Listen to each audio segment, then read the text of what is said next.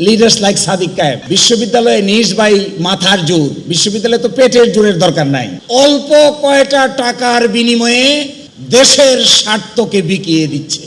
No, that should not be. We want you leader of the nation.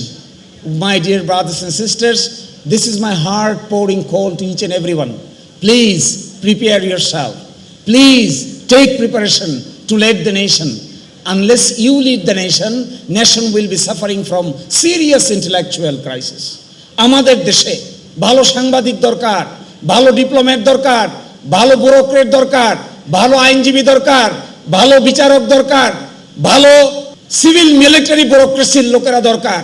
দেশকে সাজাইতে গেলে অল্প সিলেক্টিভ ওয়েতে কে কোন দল করে, কে কোন মত করে, এইভাবে বাছাই করে যদি আমরা চাকরি দেই, কোনো দিনেই আমরা দেশকে ঠিক করতে পারবো না। আচ্ছা বলেন তো দেখি, একজন ডিপ্লোম্যাট তৈরি করতে কত সময় লাগে?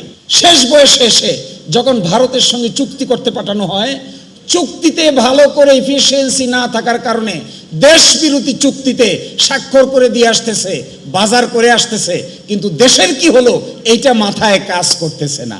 So my dear brothers and sisters, my wake up call to each and everyone: prepare yourself. We need you, the nation need you, the Bangladesh need you, the world need you. First class graduate দরকার, world class graduate দরকার। আমাদের ছেলেরা Washington বিশ্ববিদ্যালয়ের সাথে compete করবে, অক্সফোর্ডের সঙ্গে compete করবে, কেমব্রিজের সঙ্গে কম্পিট করবে, তারপরে তারা একটা এফিশিয়েন্ট ম্যান পাওয়ার হিসেবে দাঁড়াবে। কিন্তু আমি দেখি এখনো ছাত্র সংগঠনের কোথাও কোথাও এমন এক যুক্তিতর্কের আবির্ভাব করেন, আমার কাছে মনে হয় মাথার চাইতে শরীরের জোরেই বুঝি তাদের বেশি।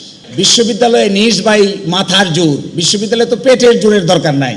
বিশ্ববিদ্যালয়ে ছাত্রদের মধ্যে সবচাইতে বেশি প্রয়োজন তারা কি পড়ছে, তারা কি রিসার্চ করছে, তারা কিভাবে প্রস্তুত হচ্ছে, তারা কিভাবে বাংলাদেশ চালাবে, তারা কিভাবে বিশ্ব চালাবে, তারা কিভাবে অক্সফোর্ডে যাবে, তারা কিভাবে কেমব্রিজে যাবে, তারা কিভাবে পাশের বিশ্ববিদ্যালয়গুলোতে এক নম্বর ভূমিকা পালন করবে, রিসার্চ করবে, পেপার প্রেজেন্টেশন করবে, এমন পেপার প্রেজেন্ট করবে যে বিশ্ববিদ্যালয়ের টিচাররা পর্যন্ত একজন ছাত্রের ট্যালেন্সি দেখে অবাক হতে বাধ্য হবেন।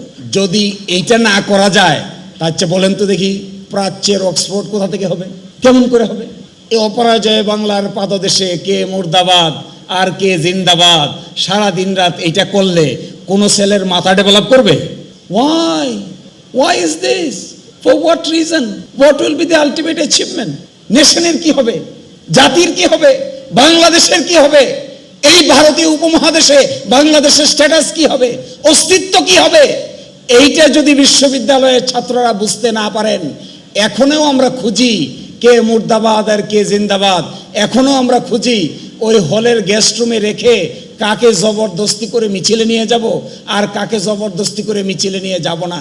এই চিন্তা যদি মাথায় থাকে, আমার ধারণা বর্তমান যুগে এই ধরনের রাজনীতি পরিপূর্ণভাবে অচল।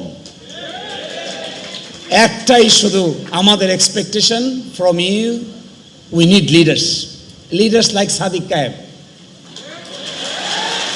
We need leaders